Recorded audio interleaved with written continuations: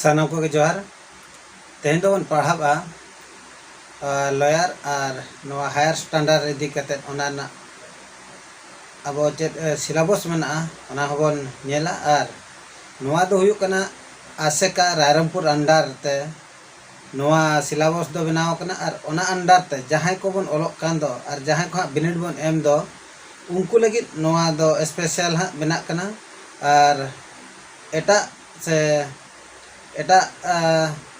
Board office को लगी दो हाँ बांग कना नवा दो ओनली आसेका रायरंगपुर अंडर जहाँ तिनांगे आसरा मेना कि जहाँ तिनांगे लॉयर हायर गिद्रा को बन ओलोक कना उनको लगी के तेहना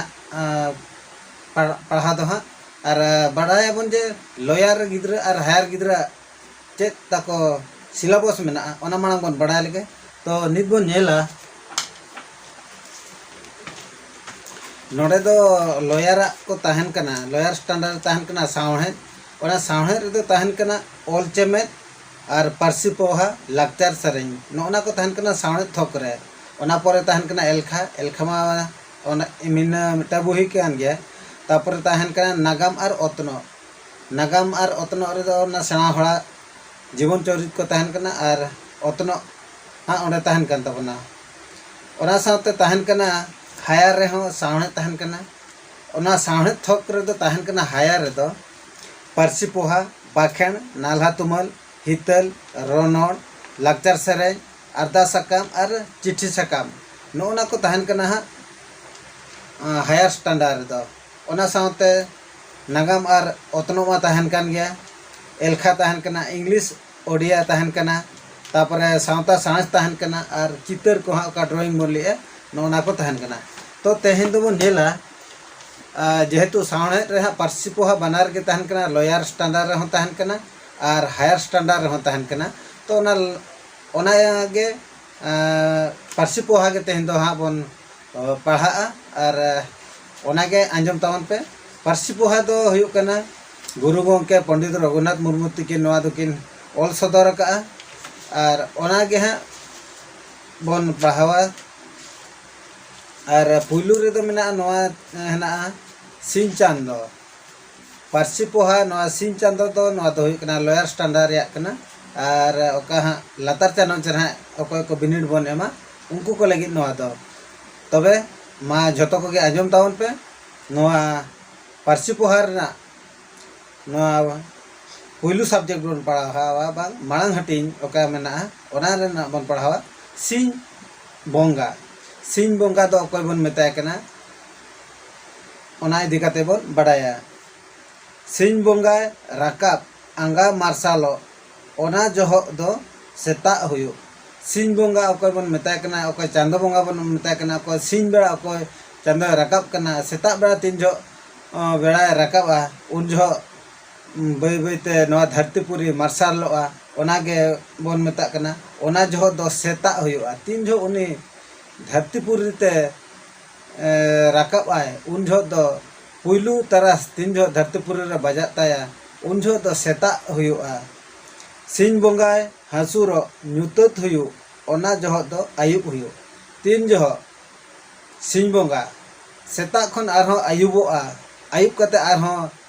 हासुरोआ कि नवा धरतीपुरी खन दानांगोआ उन जो दो बई बईते नवा दो ᱧᱩᱛᱟᱹᱛोआ नवा धरतीपुरी दो ᱧᱩᱛᱟᱹᱛोआ ओना खातिर ते लई का जे सिन बोंगाय हासुरो ᱧᱩᱛᱟᱹᱛ हुयु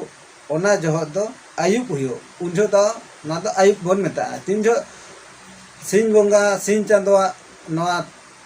ओका मार्शल पावर टा कमो ताया चाबा ताया धरतीपुरी खन दानांग ताया उन जो दो ᱧᱩᱛᱟᱹᱛ हिजुआन नवा धरतीपुरी रे दो सेता खन आयुब धाबी दो सितुंग ओना जो दो सिंगी हुयु सेता खन आयुब सेता बेड़ा राकाब खन बेड़ा हंसुर भीतर रे नवा भीतर रे जहाँ तहन कान दो उन जो दो चेद ले आए सेता खन आयुब धाबी दो सितुंग उन जो दो नु चांदो बोंगा तारास धरतीपुरी रे बजाव लेनखान ओना तो सितुंग ओना मार्शालोआ का धरतीपुरी मार्शालोआ ओना दो सितुंग हुयुआ आयुब खन सेता धाबी दो ᱧᱩᱛᱟᱹᱛ आयुब होंका के तीन जो बेड़ा हासुरोआ हासुर खन आर हो बेड़ा राकाबा नोना जे गैप्स ताहेना नोआ भितर रे दो आयुब हुयुआ माने ᱧᱩᱛᱟᱹᱛ गे ताहेना उन जहो दो आयुब खन सेता धाबी दो ᱧᱩᱛᱟᱹᱛ ओना जहो दो ᱧᱤᱫᱟᱹ हुयु ओना गे ओना दो ᱧᱤᱫᱟᱹ को मेता कना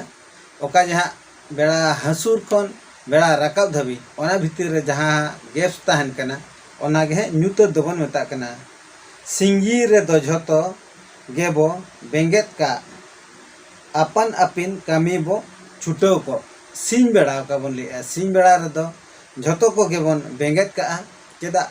नो धरतीपुरी मार्शालोआ नो आजा तारास्ते मार्शाल लेनखान धरतीपुरी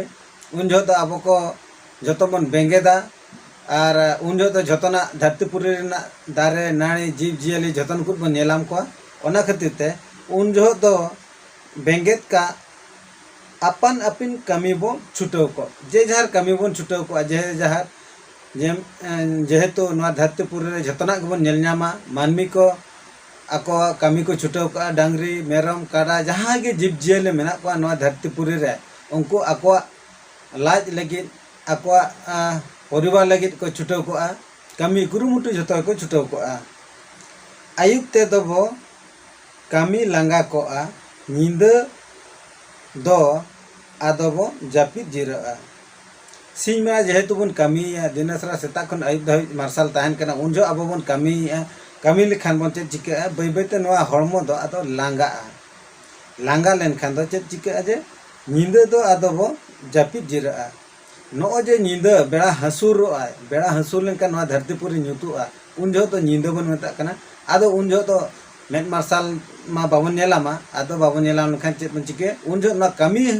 लांगा हड़मो दो उन जो बन जिरावा माने उन जो दो बन जापिद जिरावा सिंह बोंगा दो बेर ए उदु आबो ओनाते बेर हबो मेताय उनी सिंह बोंगा अको सिंह बोंगा बन मेताय कना अको चांदो बोंगा दिन बेड़ा नि बन मेताय कना उनी तो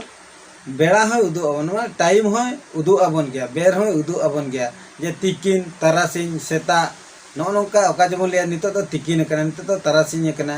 नकिन नितो तो बेड़ा हसुरो कना ओना खातिर ते नुई दो बेर हमन मेताया जेहेतु टाइम नुई दो दर्शा बना ओना खातिर ते नुई दो बेर हमन मेताया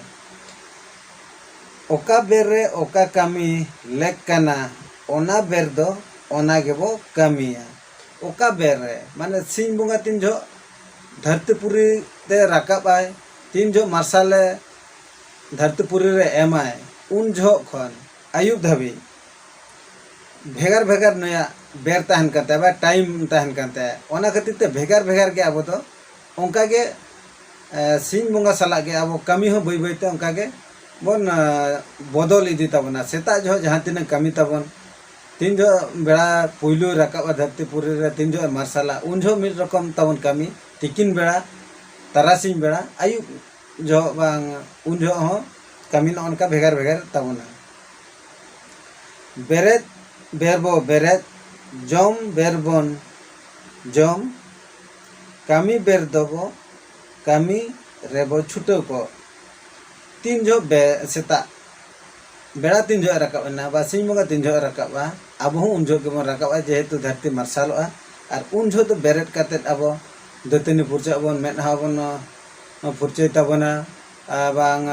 बारहे सेन बन सेनोआ हड़मो को बन फरचाय ताबना तुपु फरचाय बन बा फरचाय बन और उन जो तो ओना परे आदो बन जमा ओना को चावा काते जमा बन जम परे कमी बन सेनोआ अकोय दो चाकरी काय अकोय दो नालहाय सेनोआ अकोय दो जे जहार कमी रे बन सेनोआ नो नकन कथा ओलो बेरबो ओलो खिलोड़ बेरबन खिलोड़ जापिद बेर दबो जापिद जिरो ओलो बयर तीन जो दिन बेड़ा दाका को जम बड़ा कते स्कूल गिद्रे को बांग आसड़ा ते जहां गिद्रे ओलो को सेनोआ उनको तो ओलो को सेनोआ आर ओना परे ओलो खन हेज परे आबो दो खिलोड़ बन सेनोआ माने खेलो बड़ा बन तारासिंह बेड़ा जहां तिना ओना दो खेलोड़ बन बा मने को बन फुर्ती बड़ा ताबना आदो नोवा दो हुयु कना चेततिया को बा नुको पठुआ को लगी नोवा को दो हा ऑल सदर कना और ओना खातिर तेगे ओलो आबन तापरे ओलो परे दिन बेड़ा तारासिंह बेड़ा दोबन खेलोड़ा माने नोनका गुरु गंके नोआ दो आबो को उपदेश एम का बना जे सिंह बोंगा बा दिन बेड़ा ना कमी तबन चेद लेका आर नोआ कमी कते आबो तारासिंह बेड़ा चेद कोबन चिके बाबन जिराआ नोआ दो विशेष करे पठुआ को लगित नोआ दो हा उपयोगी कना आर ओना को इदी खातिर गे हा नोआ दो ओना इदी काते गे जास्ती दो नोआ रे एनम नेलोक कना तो नो नोका कथा तबन आर तेहना वीडियो दो हा निनंगे बन बनावा और दिन के मिटे मिटे सब्जेक्ट कितान रे हा बन आलोचना आदो जहां तिने के पठुआ को मेना पे ताबना और नोआ वीडियो नेल तावन पे और अकोय कोठे नोआ पारसी पोहा बुही को बचुक खान दो नोआ वीडियो हा नेल पे नोआ रे जतो पारसी पोहा ना जतो सब्जेक्ट हा पढ़ा और लैयुआ नोडे खन पे चेद दाड़ा ताबना मा तबे खान दो नोआ नेल तावन पे नोआ दो को मेता कना पारसी पोहा बुही और तेहन लगी दो निनगे मा तबे सनाम कोगे इ पाहटा खन सागुन जोहार।